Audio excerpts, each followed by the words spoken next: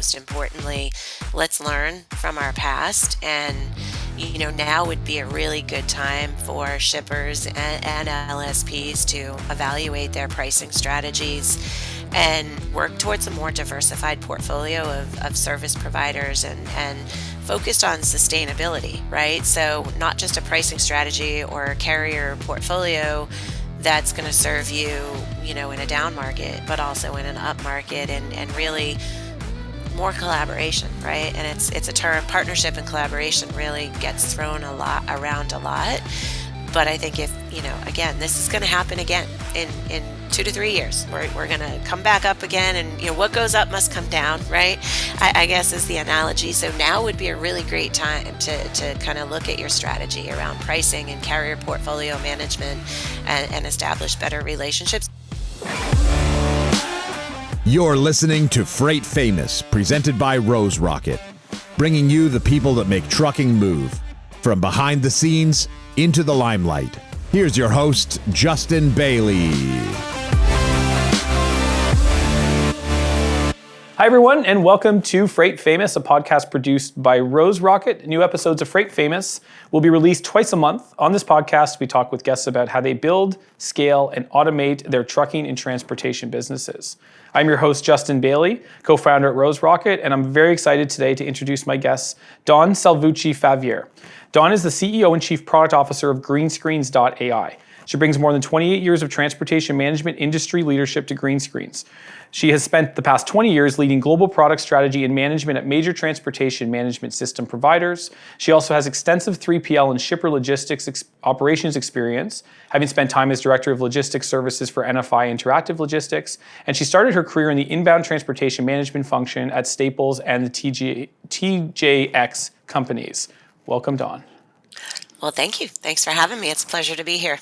Yeah, my pleasure. So did obviously just read a little bit about the background, high level stuff that we want for, again, our CVs and what have you, but maybe a little bit about your background just on a personal note, I guess. Like, how did you, or maybe even preceding this, I guess, how did you end up in transportation, and then maybe kind of weave into, how you got to where you are today? Sure. And this is actually not uncommon. When I ask people myself how they ended up in transportation, about 50% of the time I hear, well, it was kind of by accident. And that's what happened with me. I actually started out, I was quite young, and I was working as an admin to the gentleman who was the vice president of transportation at TJ Maxx, and worked under his leadership for a while, learned a lot about the business. We had some opportunities open up as we were taking on more responsibility for freight within the organization, for store openings and store fixtures and things like that. So he just kind of gave me the opportunity to learn more about the business, to do some analysis around some bids. And that was really the beginning of my transportation career. I really found that I had an aptitude for it, both the analysis and the operation side. Started out, bidding out TJ Maxx's entire LTL business, which at the time, it was a long time ago, 30 years ago or so, was still about $35 million, which was a significant chunk of business to be doing the analysis on. Ultimately got to build a team and consolidate teams when TJ Maxx and Marshalls merged. And then moved on with that leader over to Staples in their transportation department, where we again started the inbound transportation function, because up to that point, most, if not all, of their inbound freight was vendor managed, right? And with their supply chain initiatives of having more visibility to their inbound freight to improve their stock position and so on, we started an inbound transportation management team there. And that's when I started getting a taste for the technology side of things. So this is going back about 22 years now we purchased a TMS called Manugistics, which some people who've been around for a while may recognize. And I became the super user and essentially business expert, the subject matter expert for that implementation, and got to learn a lot about the technology side of things, learn some SQL, learn some Unix administration, basic stuff, but really project management. and found that I really enjoyed the IT side, as well as, being able to take my operations knowledge that I had gained over 9 years working in operations to it. So did that for a while, and that's when Manugistics, who was our TMS provider, had approached me and asked if I would be interested in joining their product management organization as a product manager. So that was about 22 years ago. Started my career in technology, and the rest is really kind of history. So over, the past 22 years, started as a product manager, became a team lead, ultimately became the vice president of global transportation strategy, in a transportation strategy product strategy and product leadership, for Staples, and then for JDA. JDA software. And then that kind of just brought me to the next several opportunities, right? So it was COO for a small value-added reseller of the Red Prairie solution, where we also developed our own bespoke solutions kind of around the Red Prairie solution, did all of our implementations. We were ultimately acquired by Red Prairie, and I continued on with them in a global product strategy role, and then was fortunate to have joined a company called 3G TMS as one of the co-founders and the head of product. Spent 7 years there, and that brought me to Greenscreens in 2020. And I was really excited by what I saw Greenscreens doing. I felt that it was the first practical application of artificial intelligence and machine learning that I saw in our industry, and I really thought that the product and the company was filling a need in the market that nobody had really fulfilled yet. That's a super impressive, thank you for sharing, journey, in that it's like, that was a real started from the bottom. We're in Toronto, so I get to do this. It's like it started from the bottom, now you're here, right? So it's like you really were doing admin, and you happen to just start being opportunistic basically inside a large organization and carving out a niche. I didn't know that you were a co-founder of 3G TMS, so obviously that means a lot to me, for somebody who, in the TMS space and understanding how, and especially from a product perspective, that's hard stuff to do. And so, even just getting kind of there and having, and there was a nice outcome there. So, that's a good, you've certainly earned the right to be sitting where you're sitting. That's for sure. Nothing was given to you. I do want to call it, there's two things that people who are listening aren't going to have an opportunity to identify. One, the fact that Dawn has been saying she's been in the industry for as long as she has would give me the indication she started when she was probably 6 or 7 years old, because she does not look close to old enough to be working through that period of time. So that's a strange thought, and you obviously got into this incredibly early. And on the second side, you have a poster in the background that is actually the same message that I'm wearing on my T-shirt right now. Oh, so nice. it's this is a great moment for everybody, and I know not a lot actually watch. This is more listened to, so sorry for alienating mostly the entire listening group, but I would be remiss if I didn't at least mention those two things and give some context for maybe people listening. So there you go. That's my subliminal message to myself as I'm on Zoom calls all day. Just a reminder: life is good. Life is good. Yeah, So. yeah. It's at times, in some days we need that a little bit more than others as well. So it's I agreed, and I think I wear this shirt for the same reason. And this one happened to be clean today, so there wasn't too much thought put into it. I think there was a lot there I'd like to kind of go off. One thing I'd like to ask, and this is not on script, but I can't help but think this, because you've worked through a lot of organizations and some pretty huge companies in the process too. And so I hope you don't mind this question, but how have you found being a woman in the space at this level of leadership? And so maybe not as CEO today in 2022. And I would actually like to know about that as well. But even going up, how did... And I don't really know how to ask the question, because I don't have a baseline. So I can't. I've not ever been a woman. I can't speak to what that's like. I have knowledge, and I've observed. My wife is an executive and has been a CEO, and so I have some sort of some maybe more intimate knowledge than maybe others would. But talk to me about that. Yeah, no, it's a great question. I think, going back to my early days in operations and, being the one that was routing trucks and dispatching trucks and, talking to the truck dispatchers, there was a lot to overcome there. There was, the honey baby, sweetie, assumption that, maybe I'm talking to an admin type of thing, or maybe I didn't know what I was talking about. But that's certainly changed a lot over the years, not just because of my role and how I've grown into more leadership positions, but I just think the world has changed from that perspective. And the industry has changed. There are more and more women in the industry today than ever before, right? So in the early days, from an operations perspective, there were not many women in the transportation and supply chain industry at all. Um, I've been very fortunate that I have, worked for some very large companies, but also some very inclusive and diverse companies, right? So if you think about the TJX companies, TJ Maxx, Marshalls, Home Goods, it's always been a very philanthropic organization, a very inclusive organization. And at the time that I worked there, I had young children.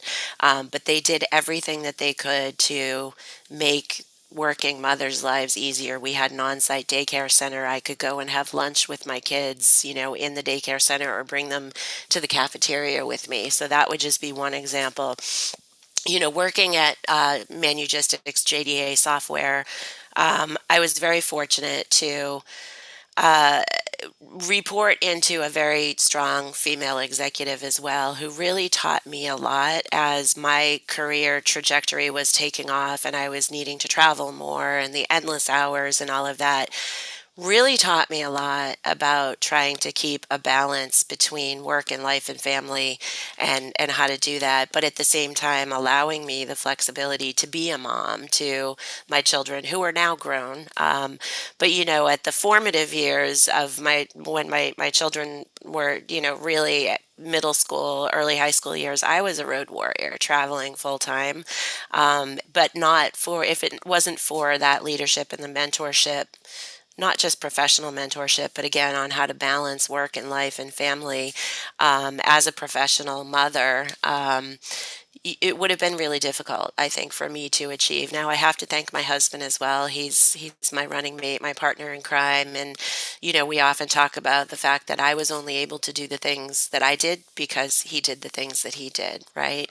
Stayed at home dad for a while when we most needed it. As the kids were really young, so that I could do the things that I needed to do. But where we are today, I think yes, there's always the pockets of, being the female. And it's funny, as I was looking for opportunities a couple of years ago, I was approached by one company that was like, well, we have a position that's opening up and we're trying to get more diversity. So we'd like to interview you. And I'm like, okay, so you're saying that you need a token female? Like, I'm not really sure how I feel about that. I would prefer you say you're the most qualified for the position, not we're trying to get more diversity in our organization, right? So but I think the world has changed. I think there are certainly plenty of female leaders in our industry at the CEO level and down. It's a very different world, and there are some brilliant female leaders in the organization, and I think it's accepted. I kind of feel like the glass ceiling in our industry. I don't want to say it doesn't exist. It probably does, because there may be some other females out there that will tell me I'm wrong about that. But I think it's diminishing for sure. A couple things that struck me there. One, just a general comment. I find the concept of females and diversity strange in that, like, 50% of the world or whatever it is a female. So by definition, that's not really diverse. It's just the other half of society. So I always find it weird to be bucketed like that, weird. Right. Like, I don't understand, but that's just me, and I'm sure there's a good I don't know, reason for that type of nomenclature. But Exactly. I think what I heard you didn't say this, so I want to be careful. I don't want to assume this or project this. I think it actually would be a better way to put it. But it sounded like when you were going through a point of intensive travel, or you called it the formative years. So and I have 4 kids, so I'm going to call it the intense years. And how did you? What was the advice that you received that I think what it sounded like you were saying was how maybe the question I'm asking, if I could be more direct, is how did you deal with the mom guilt or the guilt that you were feeling from doing that and being away from your kids and like what was that advice that maybe you can pass on to others who are kind of going through a similar thing? Yeah, no, that's a great question. And by the way, no matter how hard you try, they're always going to find that one event that you missed Yeah. to throw it back at you. You're not helping. Yeah. No. They will. And but as adults, they're Yeah. like, okay, I get it. Geez. That's a really hard question. I think that, well, to answer the advice, what was the best advice that I was given was, take care of yourself and your family first, because if your mind is there, your mind is not on your job, right? And if you're stressing out about the guilt and about the travel and you're not taking care of yourself and of your family, you're really no good to anybody, right? You're not going to be any good to them. You're not going to be any good for yourself. You're not going to be any good to your job because your mind is going to be in all of those other places. As for dealing with the mom guilt, look, the guilt is always there, right? As I'm sure there's dad guilt too. I don't want to just say that it's mom guilt, but and certainly at the time it was a non-traditional role. So dealing with that guilt, there were people that used to joke with my husband, like, does your wife actually really exist? Like, you talk about this woman, but we've never actually met her. But you try to find that balance and make the most of the time that you have when you are there, right? So if it's 6 o'clock on a Tuesday night and you happen to not be traveling, when the last thing you want to do is go to that Cub Scout meeting, gosh darn it, go to that Cub Scout meeting, right? And just try to make the most of the time that you do have. Be open and talk to your family and to your children about what you're doing and why you're doing it, and check in with them and make sure you understand how they're feeling about it, right? I'm not saying that they get to make the decision, but just make sure that you understand the impact what you're doing has on them, and how they feel about it, and keep an open line of communication about that. Yeah, and to qualify that, there is dad guilt, and so I'm divorced. So my first three kids, I don't see on a full-time basis as it is. So that exists almost like on just a week over week basis. Essentially, it's like I can't be there for everything they're doing. I don't get to see it all. Right. So it's not dissimilar in a sense from it's more. Well, I guess they're both self-induced unto themselves, but it's more like. It's a structured kind of being away, and it is, and I called it mom guilt, and I probably shouldn't have, because you're right, exactly. It's just guilt, and it's guilt we all kind of, I think, experience as parents when we can't be there for everything. But at the end of the day, I like that advice. I mean, it is actually pretty straightforward, but it is, take care of, because if you even think about your own sort of relationship with your parents, you think about, as an adult, there's two things that come to mind. One is that what you want really if your parents are happy, self-sufficient, healthy, that's a great gift that you can give to your kids. And then sort of to add into that is that kids are kids for, well, I mean, depends on how you look at it, but maybe call it 20 years basically. But they're going to be, the way science is going, they're going to live another 80.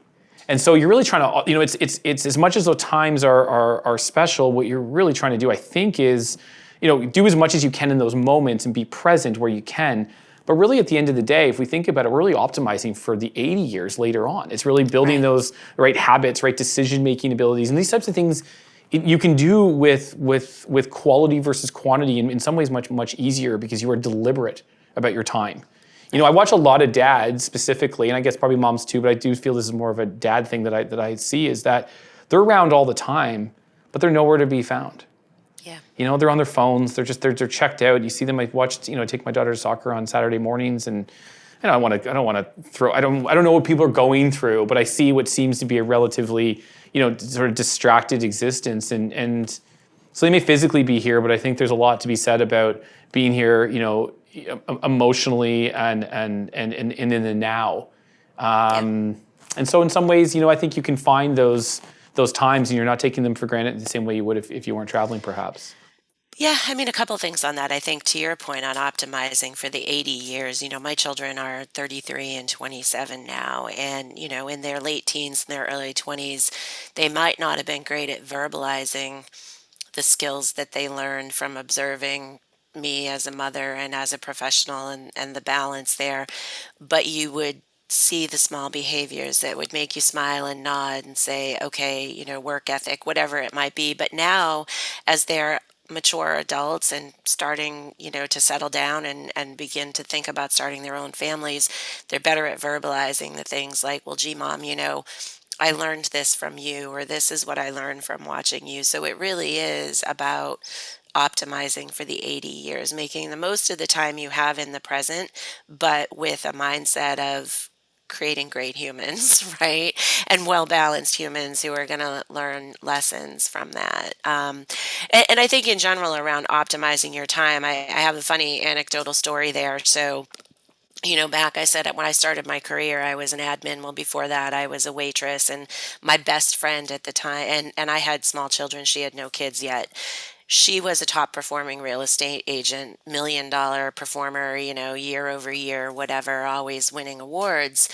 And her house was meticulously clean, and dinner was on the table at 5:30 every night. And I used to say, how do you do that, right? You're a $1 million performer in the real estate market.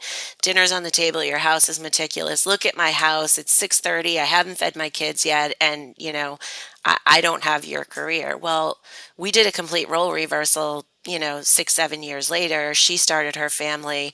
My kids had started getting a little more sufficient, and my career started taking off. And she was like, it's 7 o'clock. I haven't fed my kids yet. My house is a mess. And I think it's by having, well, and I think it's by having more demands on our time, we learn how to optimize our time, right? In order to make the most of the time that we have. Yeah, and I think also in there's also something to be said about sort of the seasonality of life in a way too. I mean, it's some. I think in those moments of I don't have dinner on the table, sort of that moment that you were going through, or even that she sort of subsequently went through after. It's like it can feel like in those moments that this is forever and this is the way it is. And it's but then when you're on the other side of it, it's you kind of you question that. You're like, look, everything is. Look, you can look at the economy right now, even just sort of the general panic. Like, this too shall pass. This is cyclical. This happens all the time. There's actually this is one of those like senses where there's literally a playbook for this. Like, this actually will just be what it's going to be predicted to be. And again, the sun will rise. And I think life is like that too. It's seasonal, and it's I think we just sometimes when we can very much get wrapped up in the moment as if this is forever. And I think both good and bad. And I think as we age and have more experience, start to level some of those things out. I did want to ask, and I swear we won't talk about this the entire show, but since we're into it, I want to just take this moment. Did you feel at points through your career that you had to be maybe more in the later stages when things started getting serious from I don't want to say serious, sorry, but I mean when the roles started becoming bigger?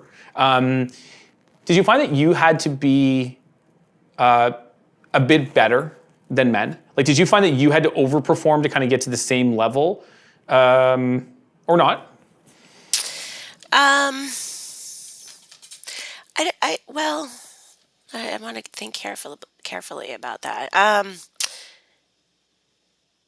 think no, I don't think I had to overperform. I mean I go all in on everything that I do, right? I kind of that's just my mindset is if I'm not going to go all in, why bother to do it type of thing.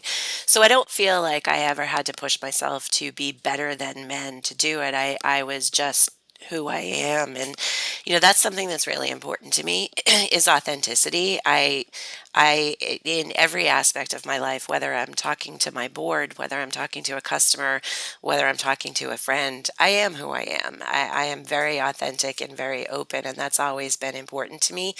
And I found that that's worked for me, both from do I have to be better than a man to excel? No, I'm just going to be who I am, and who I am is to push hard and do a good job.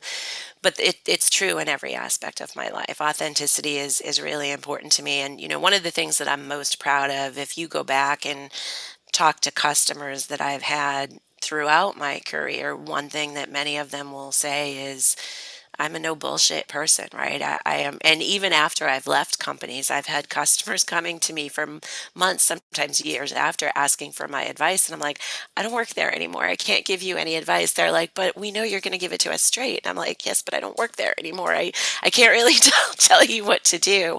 But at any rate, that is important to me, right? Again, that goes back to the authenticity of, my customers recognize that. I hope that my staff recognizes that, and what you see is what you get with me. Right? So what I heard is you didn't try to be better, you just naturally are. So it's Wow. well, so Okay. it's obviously, Well, I'll just paraphrase. It's sound bites here. You know what I mean? yeah. So Okay. moving into Just yeah, one thing on yeah, that. yeah, yeah, There's one area that I did feel that I had to at least use caution, yeah. Sure, though, is, and I'm not sure what words I can use here, you can but use them all. the bitch factor, Yeah, right? I yeah, did have to be careful about being too aggressive. So it wasn't necessarily about being better, but what a man could get away with as far as aggressiveness, yeah. I may not always be able to, because then it's, well, she's a bitch, Right, right? right. So that is one difference that I did see, is because I can be a bitch, Yeah. but I've had to learn to kind of take the edge off that, to not kind of be judged that way. That is a fine tuning of the dials on that one, isn't it? If this whole topic today was about this, I was going to go there, because of the idea that how do you be aggressive and have an opinion and be strong without someone saying that you're a bitch. And then so you've been able to actually, sort of thread. I think that's probably lost in all of this. Like, you don't kind of get to where you did today without really threading that needle, which it'd be very easy to say, like, well, fuck this. I don't want to do this. Like, I want to be me, who I am. And if they can't handle that, and they think this is, they think that I'm too aggressive or too masculine or a bitch or whatever it might be, then then screw them. I'm just getting. So you kind of had the maturity to say, no, there's probably a way to still achieve what I'm trying to in said conversation, said circumstance. But I can do it in a different kind of way. And I think everyone has to do that. And as we grow, we all have to find our own. We all have to mature in our communication styles and strategies. It happens to everybody. But I think I think that's a unique challenge, I think, to women in senior leadership roles to thread that needle. And then, because again, I think there's also a potentially a vulnerability and maybe a sensitivity to being walked over as a result. So it's like, if I don't, but then I lay down, like, because we get stuck in these binary things, right? I'm either like hardcore or I'm a pushover. So it's finding that middle ground, and I think that's a great art. And I've seen women I admire do it perfectly, not perfectly, but beautifully anyway. And it sounds like that was something you identified. So thank you for calling that out, actually, because I was going to, but I just felt like we were going too far down this path. So thank you. If we flip gears, I'm looking to understand green screens. I think our listeners are as well. Can we talk a little bit, just really, what is green screens? What do you guys do? What's the value prop, and what problems are you solving?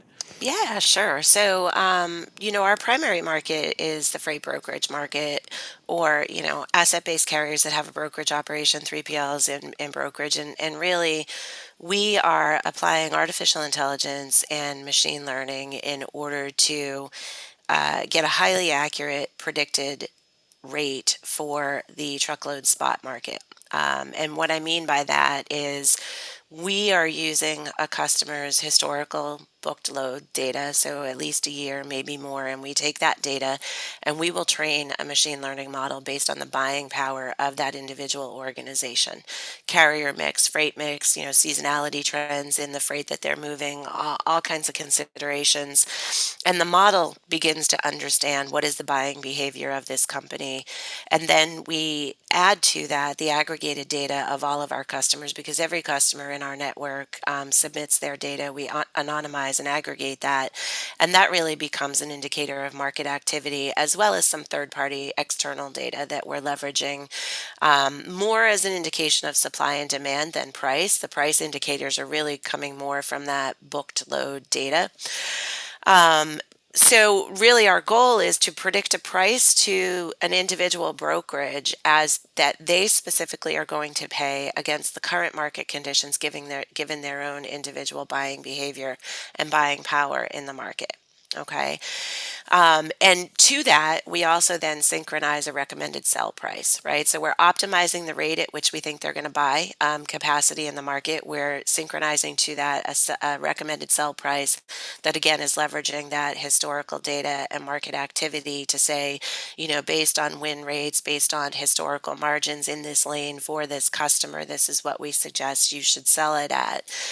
As far as the value prop goes, there's really three things that we're trying to address for the brokerage market at large. I think number one is an issue of competitiveness. So there's a lot of very large, very well-funded companies that over the past few years have invested significantly in really two things that have changed the face of pricing in the brokerage world. Number one is connectivity to the shippers to enable a more dynamic pricing environment, right? So if you think about traditional brokerage being phone call, email driven, hey, I need a price on this lane, broker says, let me do a little research, I'll call you back. Well, with this increased connectivity to the shippers and being more API driven, by the time you go through that process, that load's gone, right? So that's kind of number one, right? The connectivity to the shippers enabling a more fast, high-speed, dynamic pricing environment. But they've also invested a lot in data science and business intelligence internally to give them, again, that pricing intelligence to help them understand how to price better, more accurately, what rate to sell at in order to win the business. So, and that investment that they were able to make has really put the rest of the market at a competitive disadvantage. So that's kind of point number one is level the playing field. I like to call it democratization of data and technology, right, to enable the entire industry to have this type of competitiveness. I think the second is really a no-brainer, right? It's the volatility of rates in the market. The last 2 years have been an extreme. We're coming into a downturn right now. The reality is this is normal, right? Every 2 to 3 years, we go through a cycle like this. There's always upside and downside. But at the end of the day, there's a lot of unpredictability there. There's a lot of great sources for market rate data, but they're more indices, right? They're more historical indexes of what's happened. There's little, if anything, out there that is truly predictive and forward looking in nature, and really nothing that is personalized to an individual company like we do using the customer's own data. And then the third piece of the value proposition is really a productivity play, right? I like to explain it as if you can codify the knowledge of the freight broker in your organization who's been doing the job for 10 years, 25 years, that mentally can price freight in their head all day, every day, and empower the new rep who may be a month on the job or a quarter on the job with that same level of knowledge through decision support tools and technology, and therefore enable either your most experienced reps or really everybody to kind of focus on more value added activities rather than, more of the task driven no brainers. It's really a productivity improvement, right? So, at the end of the day, from a numbers perspective, our play is increasing volume, improving margin, and improving productivity. And, we've recently done some analysis where we've compared the first 4 months of 2021 to the first 4 months of 2022 for our customers. And we're seeing across the board volume increases, revenue per load increases, and margin increases. Now, I'll be honest, I'm not going to sit here and tell you that's 100% attributable to Greenscreens, because I would be lying to you if I said that. There are a lot of things that contribute to that. However, being able to either automate or empower users with better decision support tools and give them better pricing insights is certainly a big piece of that as well. So I love the idea actually of the taking what's out of the dispatcher's head and making it basically technologically achievable by even a brand new hire. I think there's a lot of we talk a little bit on this show, just even around the office, about there's the energy and the attention, and rightly so in many ways, in this transportation space goes towards, when we talk about attrition, we think about drivers. But there is a very serious problem in terms of finding, experienced dispatchers, people who can, and again, and the knowledge is all in their head, because largely this has been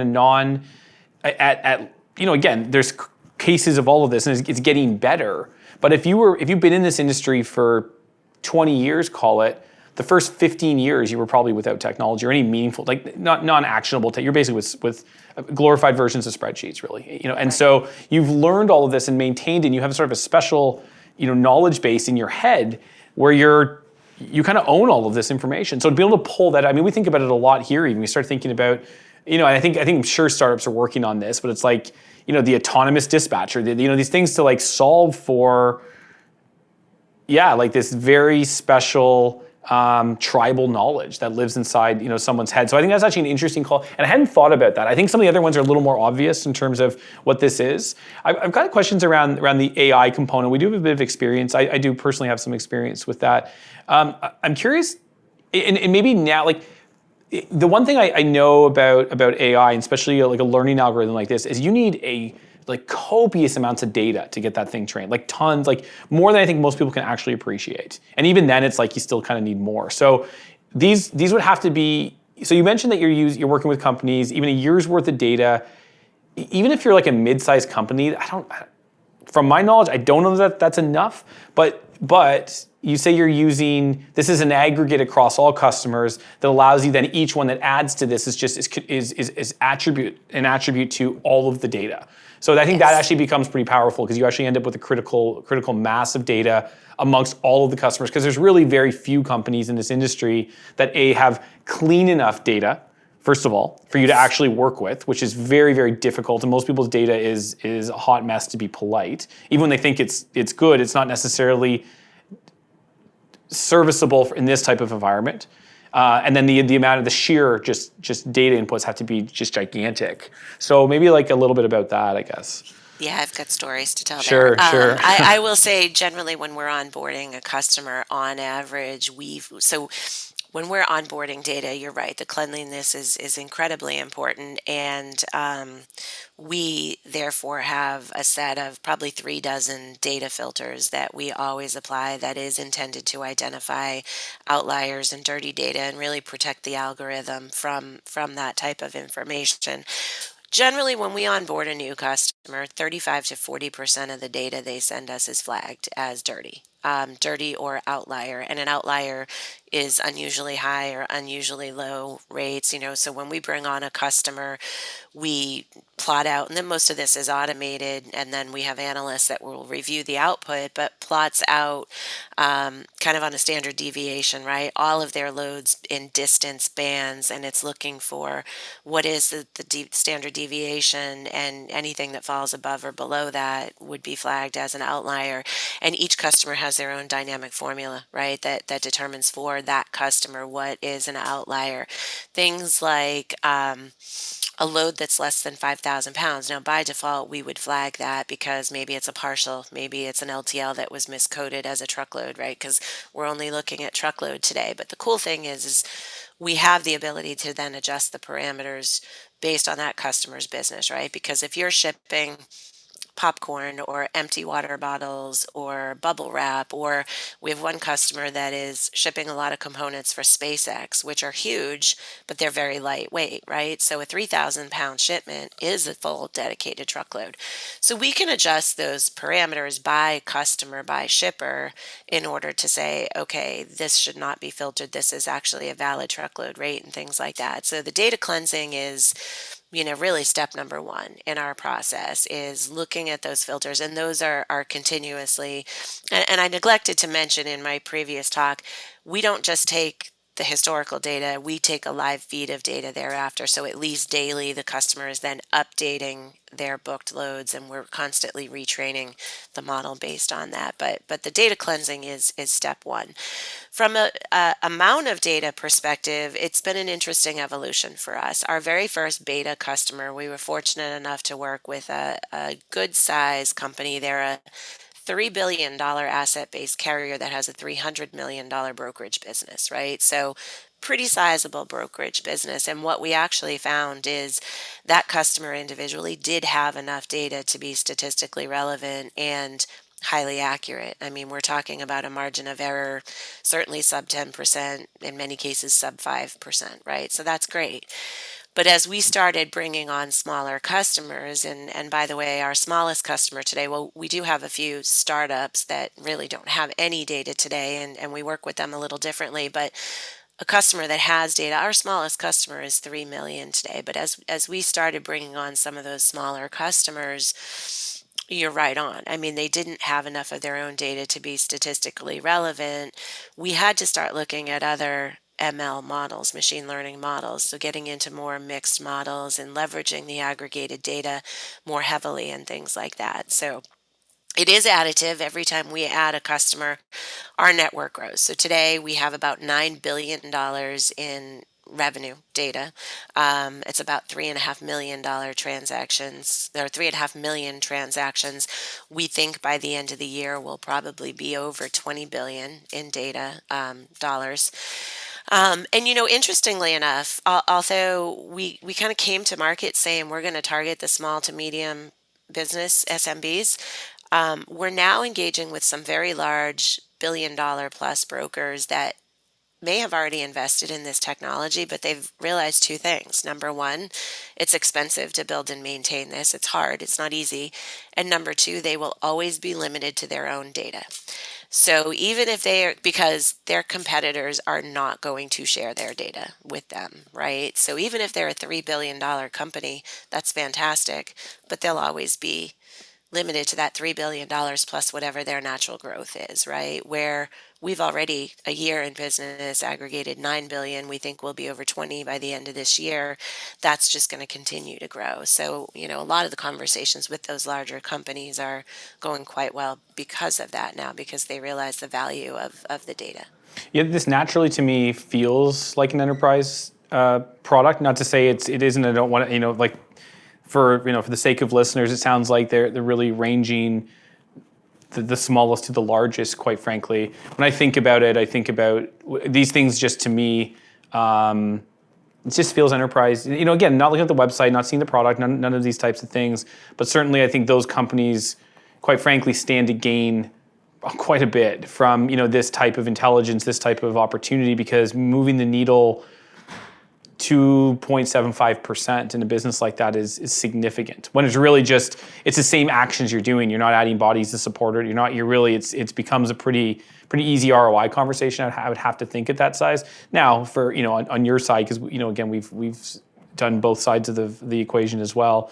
There's complexity in enterprise. There's slow deal cycles. There's too many stakeholders. There's bureaucracy. So from your business side of things, I can appreciate wanting to play the product game down market, which gives you great quick feedback loops on developing better product. Where many times you can close an enterprise deal and quite simply just it's on the basis of a deck. You may not even see the product. You can still do those deals, and I find that very hard to. You're a product person, so I'd be interested in your thinking on this. But it's very hard to iterate on products meaningfully at the enterprise. I think just as a statement.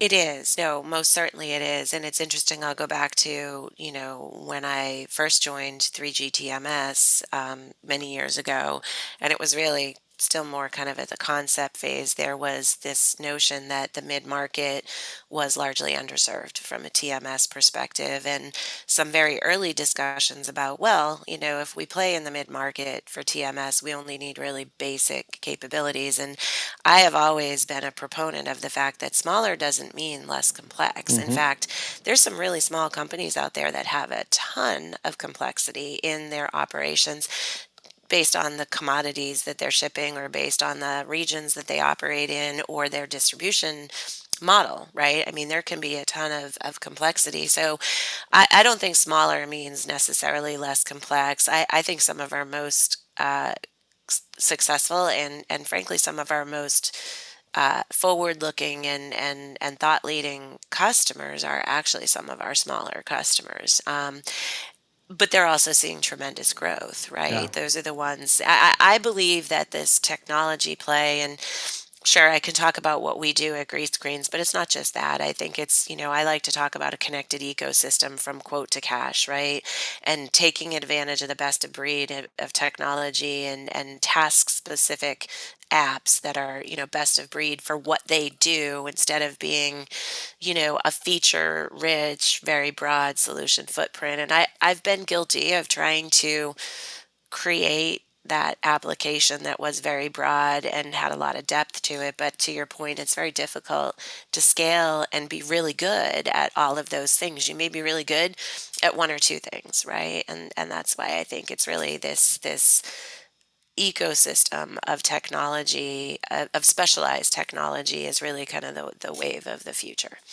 I honestly could go on forever about that. So I guess maybe just in the interest of time, I'd like to understand maybe for our listeners. So through green screens, what are you guys seeing that so maybe somebody in the show we want to give value, and maybe they don't become Rose Rocket customers or green screen customers, but for just to offer the world value. What's some interesting data that you're seeing? I don't necessarily need a conclusion unless you want to give one, but anything that might be interesting to the group as we sit here in, I don't know, even what is close to June in 2022. Yeah. Yeah, the conclusion is yet to be seen, but look, I tend to have a more optimistic outlook on what the rest of this year is going to look like from a rates and capacity, and the forecast of doom and gloom and repeating 2019. I tend to have a little bit more optimistic outlook on the rest of this year than that. Look, there's no doubt that we're in a deflationary curve. That's an absolute, and we're seeing a loosening of capacity. But as I said earlier, that's a typical cycle. We see this, in the 30 years that I've been in this industry, we see this every 2 to 3 years. It's something that I've been talking about in my product marketing role since, the early 2000s at least, right? Um, I think what we're seeing now is really more of a market correction over what we've been experiencing for the past 2 years, because the inflationary curve with COVID and everything was such a high, right? So much higher than any of these other cycles that we've seen. And prices aren't dropping as rapidly right now. Yes, prices are dropping. We're seeing spot rates go down overall, probably about 10% ish. Contract rates holding a little more steady. And I do think we're going to continue to see them drop. But I think what we're really seeing is two things here. I think, and this can be said about a lot of our supply chain woes for the past couple of years, but with COVID, we saw a major shift in consumer buying, right? As people were not able to spend their discretionary income or do their discretionary spending on things like travel and eating out in restaurants and going to shows and things like that, that spending shifted more to consumer goods and home improvement, which was driving an increase in capacity or demand for capacity, which was in turn driving rates up and things like that. Now, I think with the loosening of COVID restrictions pretty much everywhere, restaurants and shows and travel reopening, we're seeing that consumer spending start to shift back again, right? So shifting more away from the consumer goods buying and more towards that travel and leisure type of spending. So I think that's part of the capacity loosening that we're seeing here. I think certainly the port closures in China.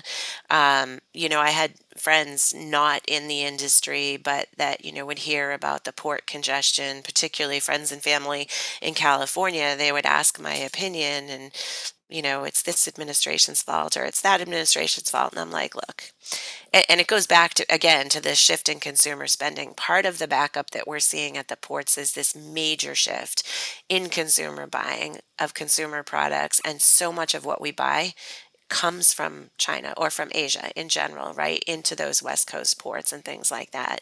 Things that just people didn't think about. With the China ports being closed down now, that certainly is contributing also to the capacity easing up. So it'll be interesting to see what's going to happen as those China ports open up, and as we get into the summer holidays, 4th of July, Labor Day, back to school, and then certainly into the fall and winter holidays. What is really going to happen. I think there will be a downturn. I just don't feel that it's going to be as stark as many people believe it to be. Right now, we are seeing rates go down, as I said, probably about 10% overall year to date.